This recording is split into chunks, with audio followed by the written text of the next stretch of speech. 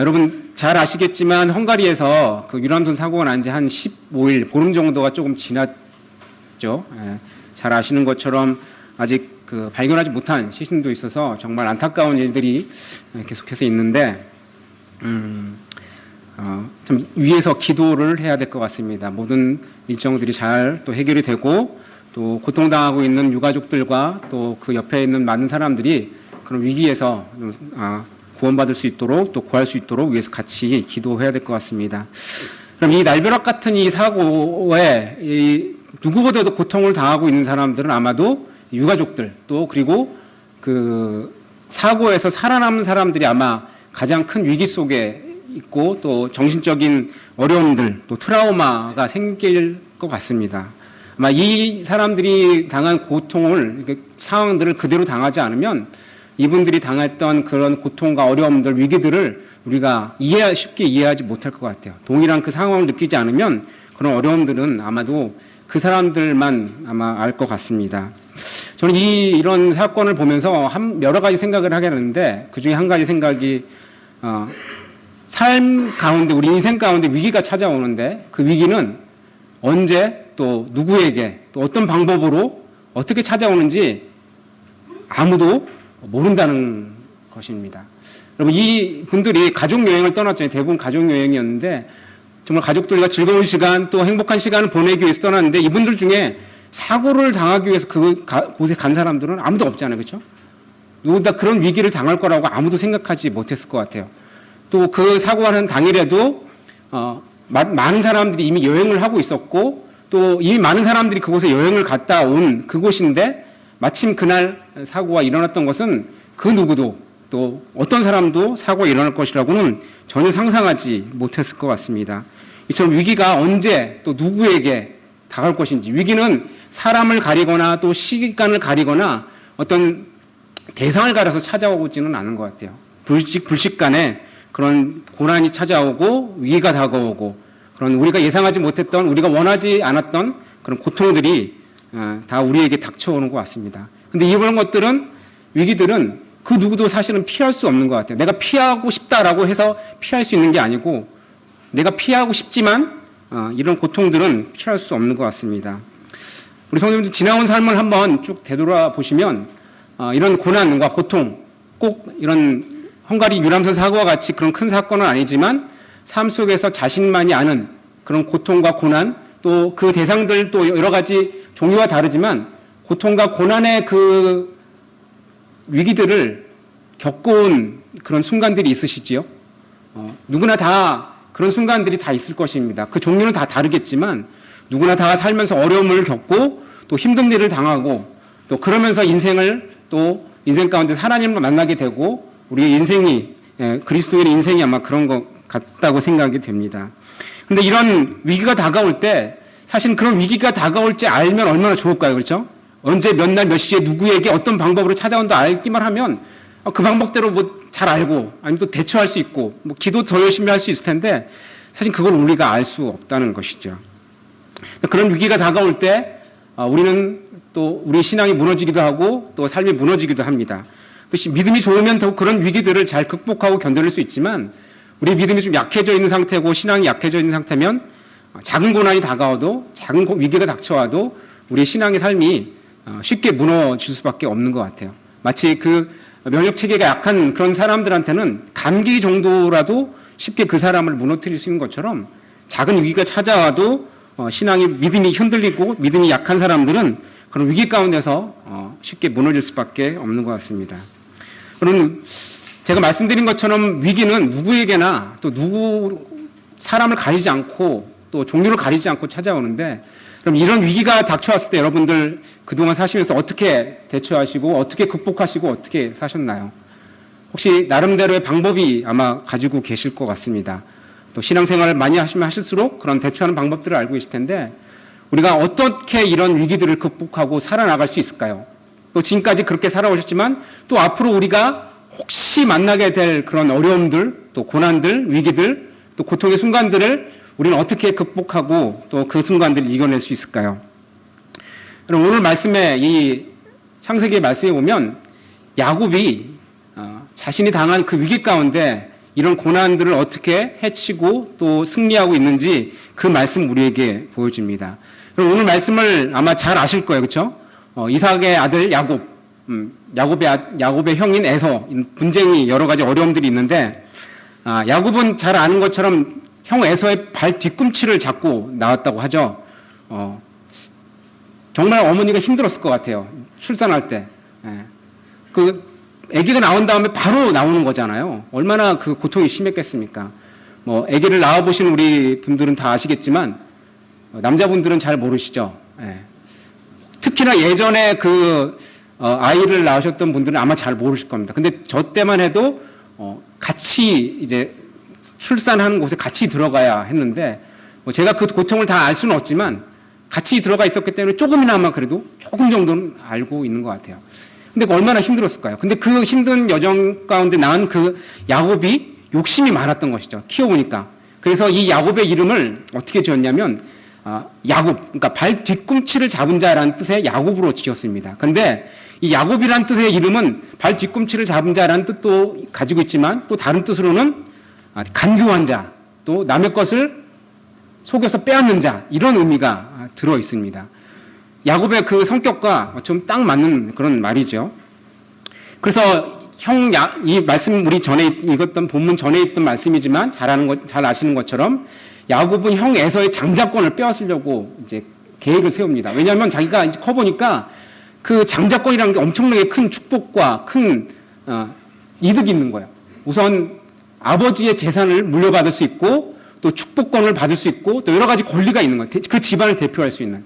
안 그래도 욕심이 많은 야곱인데 이 형 에서가 이 권한을 다 가진다고 하니까 안 그래도 동생으로 태어난 것도 좀 억울한데 사실 억울할 건 없지만 그런 마음에 분한 마음에 야 이거라도 내가 좀 가져야겠다라는 생각으로 형 에서를 속이려고 또 계획을 세웁니다. 그래서 사냥에서 돌아온 배고픈 에서를 팥죽 한 그릇을 가지고 장자권을 사게 됩니다. 근데 여기서 보면 에서가 진짜 진지하게 그 동생의 제안을 받아들였을까요? 저는 아마 그렇게 생각하지 그 많은 축복권, 장자권을 그냥 배고프니까 그냥 농담처럼 말을 했겠지요. 근데 에서는 그냥 너 가져라 그럼 뭐 가져라 뭐. 그렇지만 정작 에서는 자기가 받을 것으로 아마 생각하고 있었을 것입니다. 그런데 야곱은 사실 여기서 멈추지 않았어요. 왜냐하면 진짜로 장자권을 받기 위해서는 그의 아버지 이삭으로부터 장자권을 받는 축복 기도를 직접 받아야 했기 때문이죠. 그래서 또 한 가지 계략을 세웁니다. 잘 아시는 것처럼 에서처럼 분장을 하고 뭐 털같이 이렇게 묻히고 목소리도 좀 이제 변조를 하고 원래 야곱의 목소리는 좀 여성적이고 좀 부드러운 목소리인데 형 에서의 목소리는 이렇게 좀 거칠고 이런 목소리라서 좀 목소리도 변조하게 됩니다. 근데 아버지 이삭은 이제 병 들어서 거의 돌아가실 때가 다 되었기 때문에 그 상황이 잘 알지 못하고 그냥 조금 이상하다라는 정도만 느끼지 이게 에서인지 야곱인지 사실 잘 구분을 못하는 상태입니다. 결국은 야곱은 아버지 이삭을 속이고 장자권을 받고 축복 기도를 받아냅니다. 여기까지 얘기가 끝났으면 사실 해피엔딩이고 야곱이 뭐 잘 살고 이런 것으로 끝났을 텐데 사실은 여기서 끝나지 않죠. 우리가 잘 아는 것처럼 형 에서는 이 야곱이 자신 몰래 아버지 이삭으로부터 장자권을 뺏었다는 그 얘기를 듣고 불같이 화를 냅니다. 그래서 말씀에 보면 어떻게 나왔냐면 내가 이 야곱을 죽일 것이다. 내가 이 아버지가 돌아가실 때가 돼 있으니까 그 기회를 틈타서 아버지가 돌아가시면 내가 마음대로 할 수 있으니까 내가 이 야곱을 그때 죽여버려야겠다라고 생각을 하고 그렇게 결심을 합니다. 근데 이 결심이 어머니 리브가를 통해서 듣게 되고 결국 리브가는 야곱을 멀리 먼 곳 자신의 외삼촌이 있는 하란으로 이제 보내게 됩니다.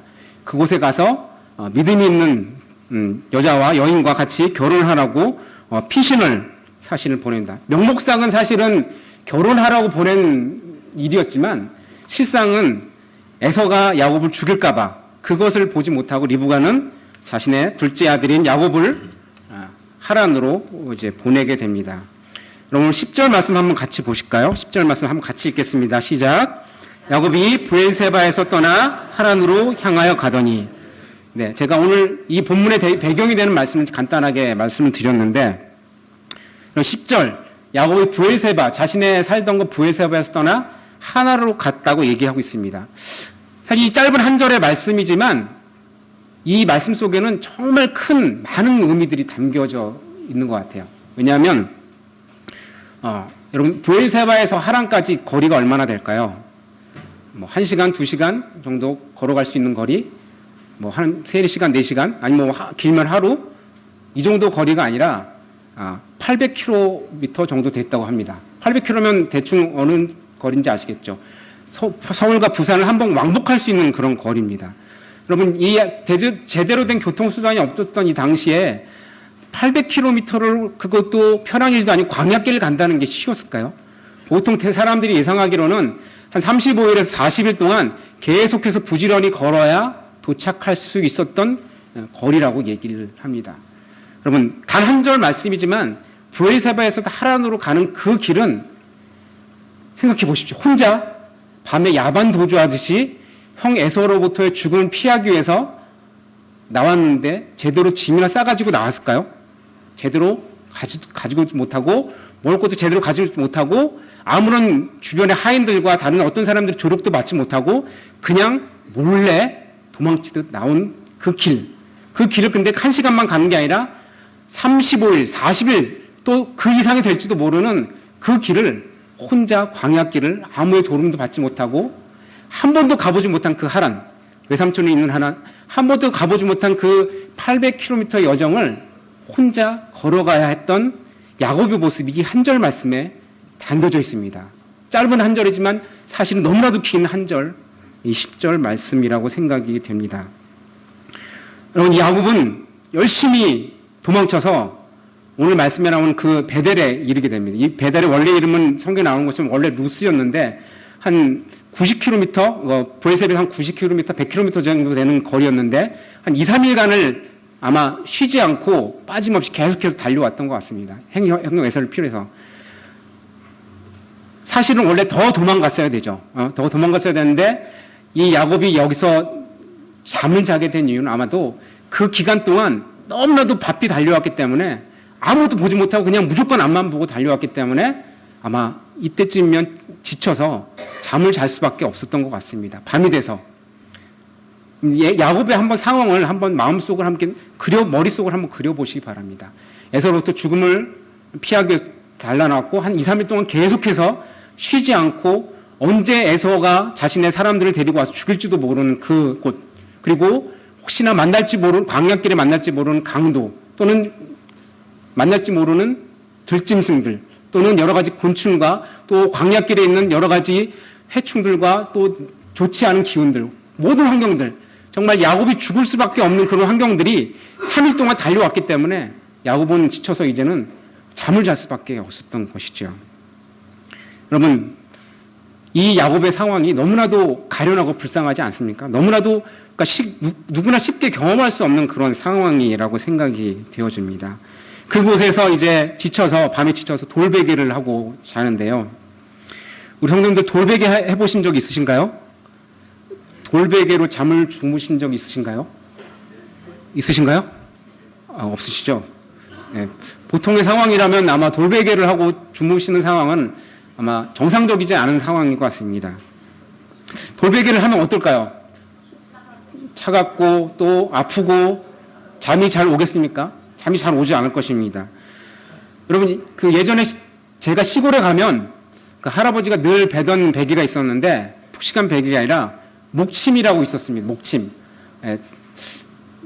혹시 아실지도 모르겠는데 아마 제 연령 이상에 계신 분들은 목침을 다 아실 텐데 목침을 베고 주무신 적이 있으신가요?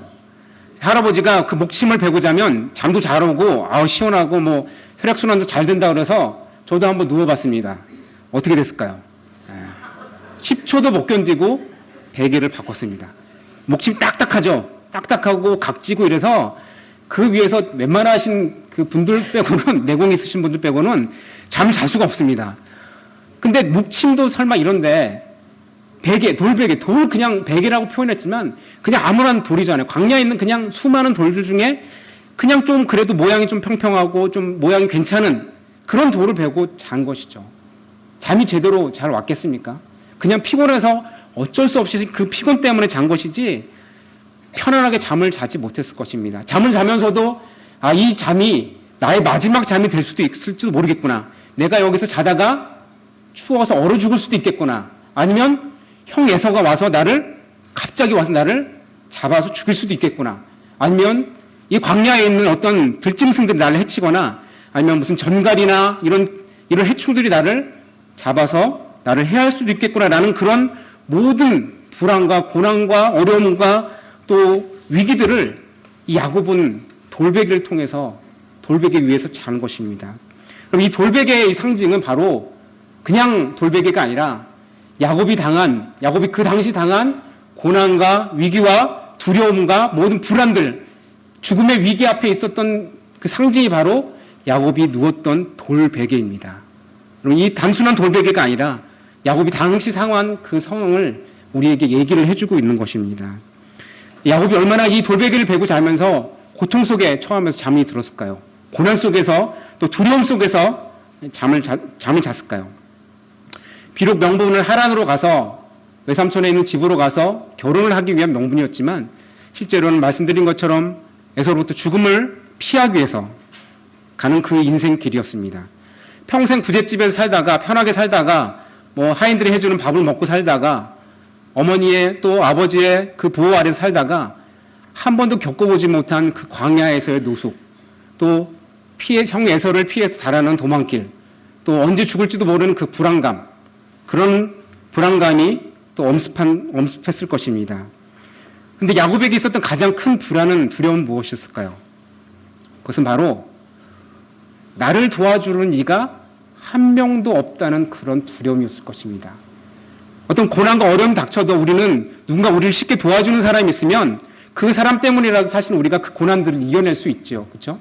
그렇지만 아무리 작은 고난이라도 위기라도 나를 도와주는 이가 한 명도 없다고 생각하면 그 고립감과 또 불안감 또 세상으로부터 떨어지는 나 혼자 있는 것 같은 홀로 있는 것 같은 그 두려움이 엄습하면 아무리 작은 고난이라도 우리는 그 순간에 절망할 수밖에 없고 죽음밖에 생각하지 못할 그런 절체절명의 위기가 바로 오늘 28장에 나오는 야곱에 당한 그런 고난이었습니다.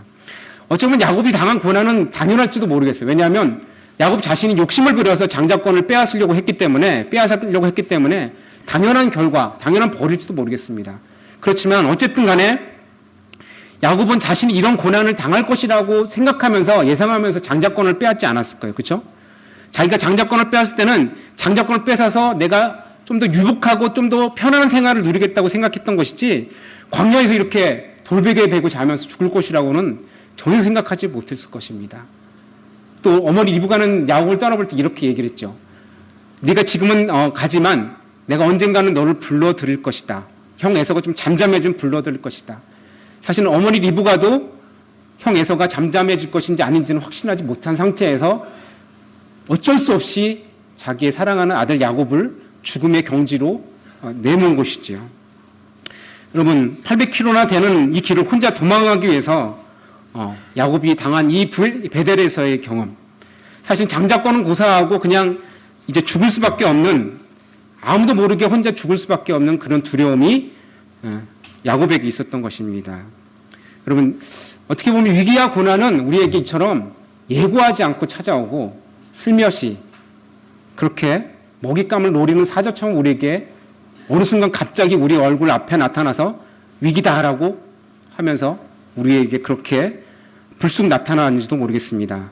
야곱처럼 잘못을 했건 하지 않았건 간에 하나님께 어떤 삶을 살았건 간에 누구든지 가리지 않고 어떤 종류를 가리지 않고 우리 고난과 또 두려움은 우리 인생길에 찾아옵니다.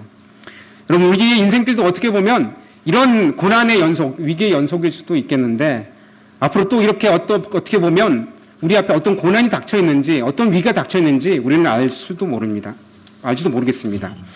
우리 성도님들 야곱처럼 이러한 위기와 고난 가운데 있다면 여러분들 성도님들 어떻게 하시겠습니까?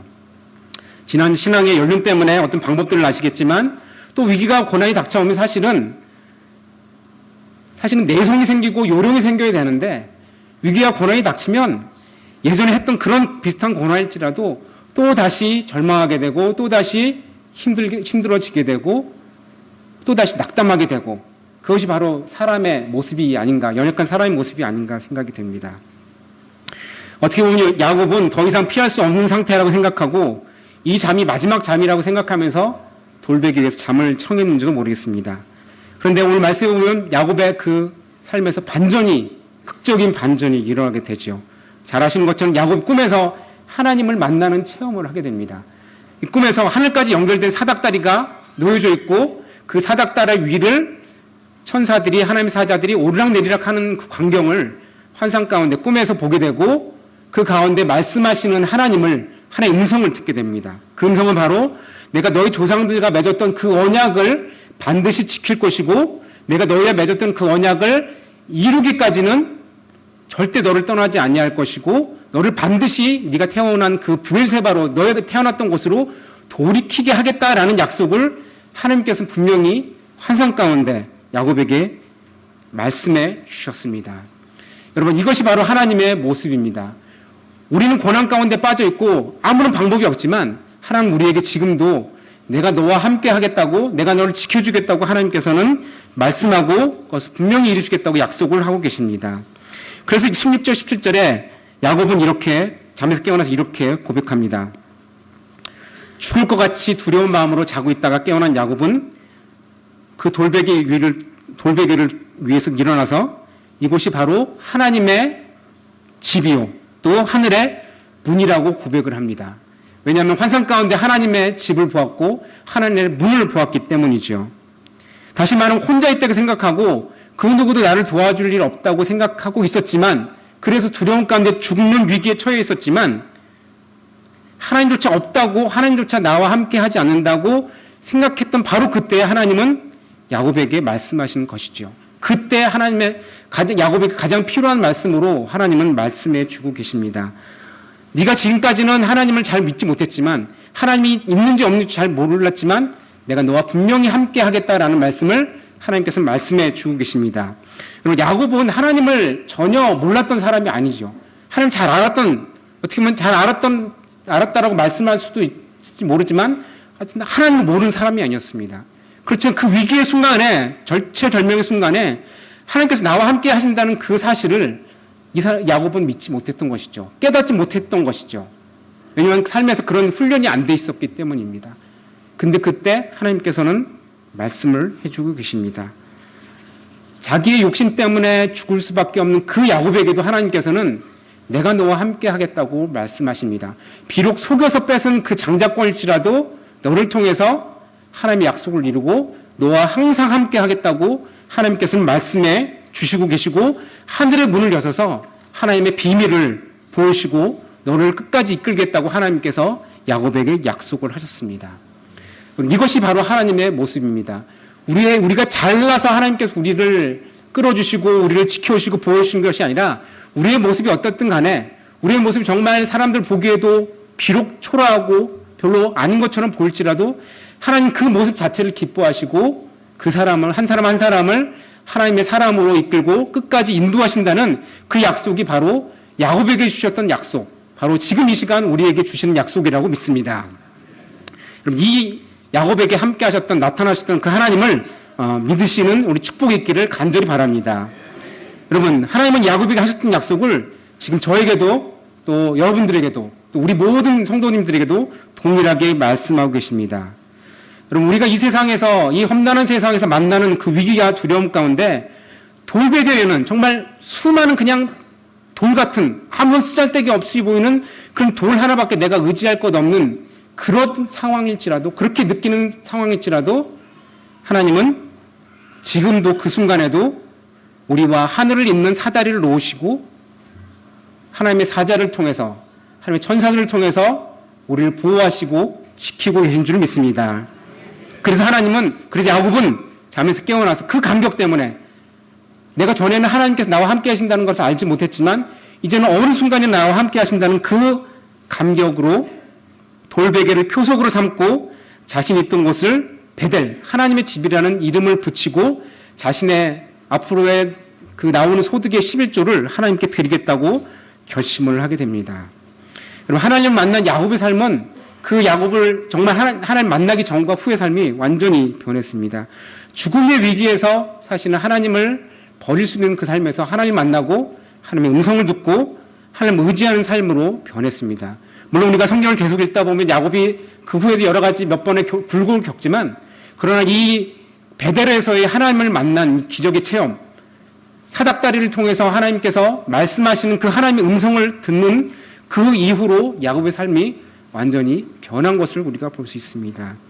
여러분, 우리 성도님들 삶에도 하나님의 사닥다리를 만나는 기적의 체험이 있으시길 간절히 바랍니다.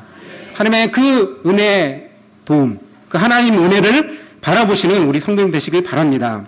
이 야곱이 누웠던 돌은 광야의 수많은 돌 중에 정말 아무것도 없는 쓰잘데기 없는 돌이었지만 야곱의 믿음의 결단이 되었습니다.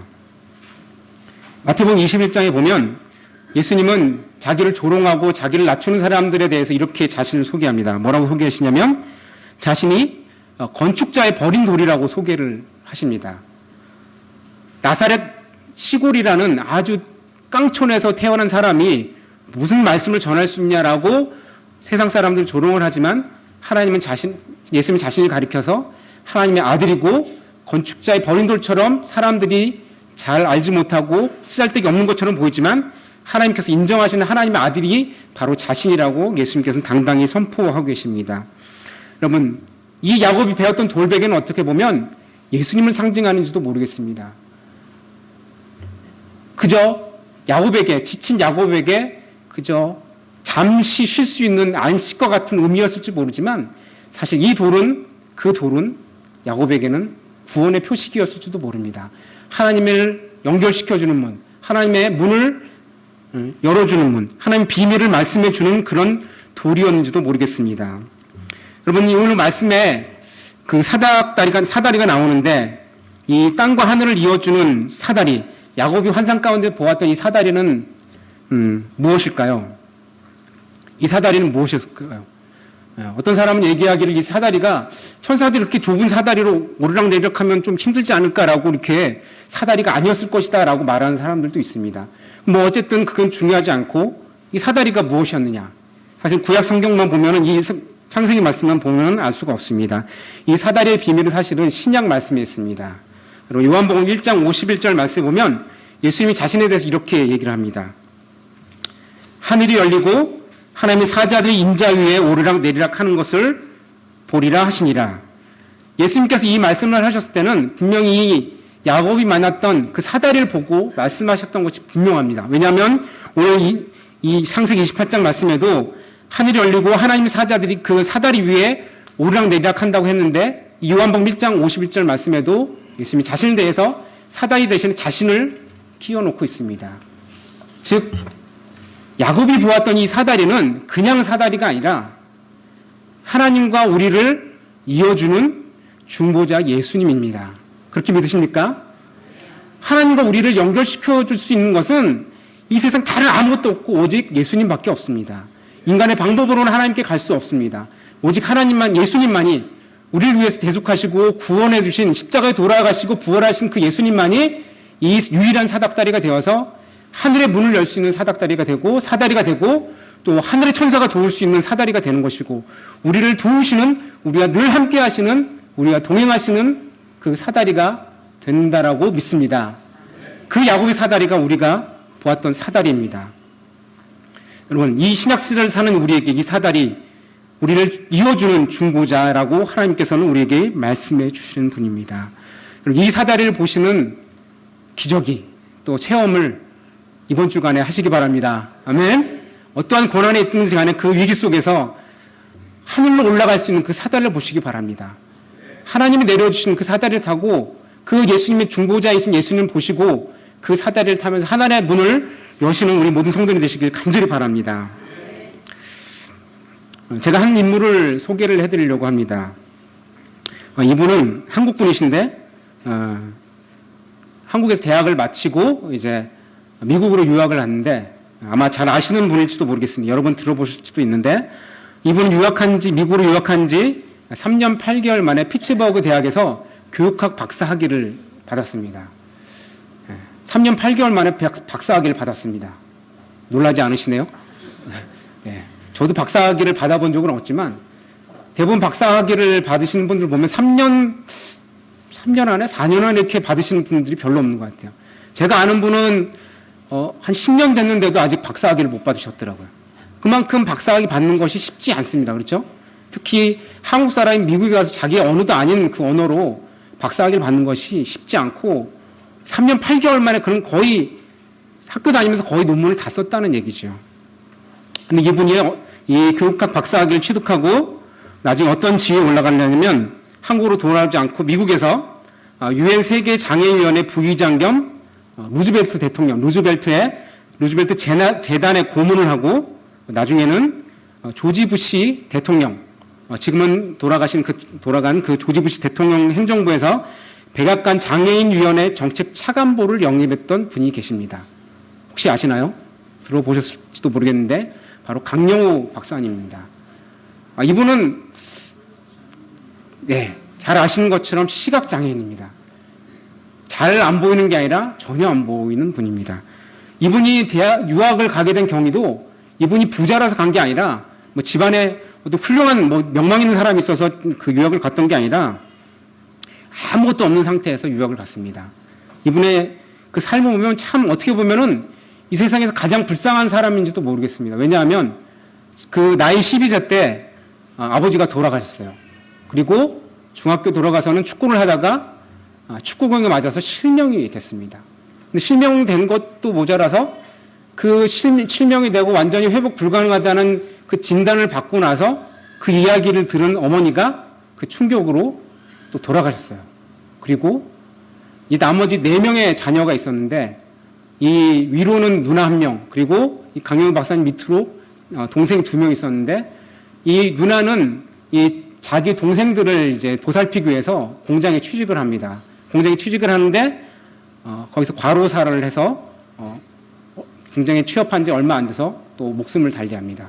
그래서 결국은 이 가족들은 뿔뿔이 흩어져서 남동생은 철물점으로 이제 가게 되고 거기서 일하게 되고 동생은 보육원에 어리니까 보육원을 가게 되고 이 강영우 박사님은 그냥 시각 장애인을 위한 그런 재활센터에 들어가게 됩니다.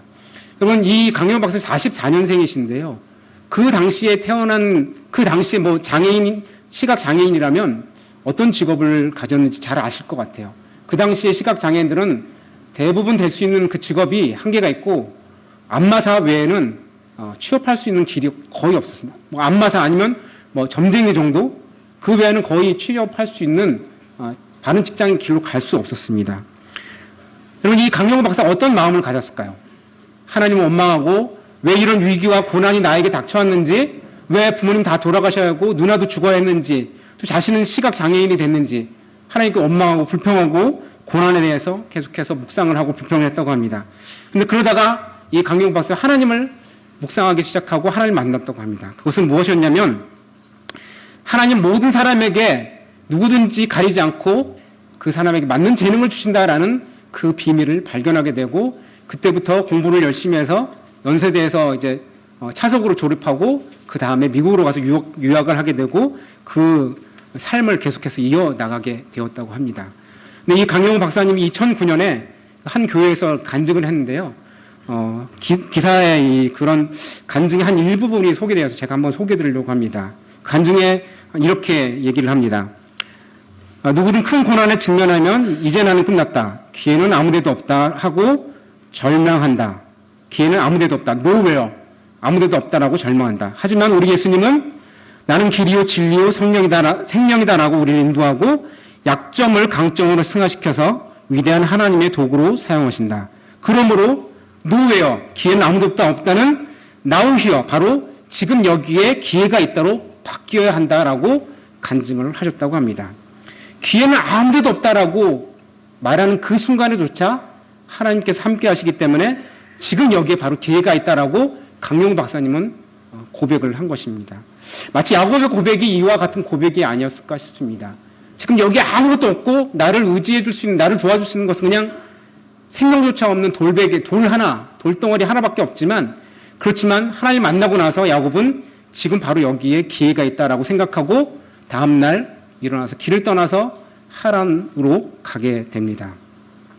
여러분 이것이 어떻게 보면 우리의 인생의 축소판을 보여주고 있는 것 같습니다. 우리가 인생 가운데 만날 수 있는 수많은 위기들과 어려움들과 고난과 또 두려움들은 바로 하나님 만날 수 있는 기회라고 생각이 되어집니다. 절망의 순간이 아니라 더 이상 물러날 수 없어서 삶을 포기해야 되는 그런 순간이 아니라 바로 그 순간이 하나님 만나는 순간이고 하나님 임재를 체험하는 순간이고 그 야곱의 사다리가 우리에게 열려지는, 하늘의 문이 열려지는 그런 순간이라고 믿습니다. 그 믿음이, 야곱의 믿음이, 야곱이 일어났던 그 하나님 역사가 우리 성도님 삶 가운데 일어나기를 간절히 바랍니다. 이사야 41장 8절 말씀에 이런 말씀이 있습니다. 8절 말씀 7절까지 잘 아는 말씀이에요. 제가 읽어드리겠습니다. 그러나 나의 종은 너 이스라엘아, 내가 택한 야곱아, 나의 벗 아브라함의 자손아, 내가 땅 끝에서부터 너를 붙들며 땅 모퉁이에서부터 너를 부르고 내게 이르기를 너는 나의 종이라. 내가 너를 택하고 싫어하여 버리지 아니하였다 하노라. 두려워하지 말라. 내가 너와 함께함이라. 놀라지 말라. 나는 내 하나님이 됨이라. 내가 너를 굳세게 하리라. 참으로 너를 도와주리라. 참으로 나의 의로운 오른손으로 너를 붙들리라. 라고 이사야 말씀에서 우리에게 말씀하고 있습니다. 인생의 가장 절박한 순간에서 두려움에 숨죽이면서 잠도 제대로 자지 못했을 그 야곱에게 전에는 깨닫지 못했던 그 하나님의 임재와 동행을 깨닫고 나아갔던 그 야곱의 삶처럼 저와 또 우리 이 곳에 있는 모든 성도님 삶 가운데서 정말 이 살아가는 이 시대가 정말 험난하지 않습니까? 그리스도를 살아가기 너무 힘들지 않습니까? 그 험난한 시대에 야곱의 사다리로 오셔서 내가 너를 도와주겠다고 말씀하신 그 예수님을 바라보시고 야곱이 세웠던 이 돌, 내가 이 믿음의 반석이라고, 내가 이 하나님의 집이라고 세웠던 그 돌을 여러분 성도님들 마음속에도 이 돌을 세우시기 바랍니다. 직접적인 그런 물리적인 돌이 아니라 삶 속에서 나의 표적이 되는, 나의 표식이 되는, 나의 도움이 되시는 그 에베네셀의 돌을 우리 마음속에 깊이 새기시는 우리 모든 성도님 되시길 간절히 바랍니다.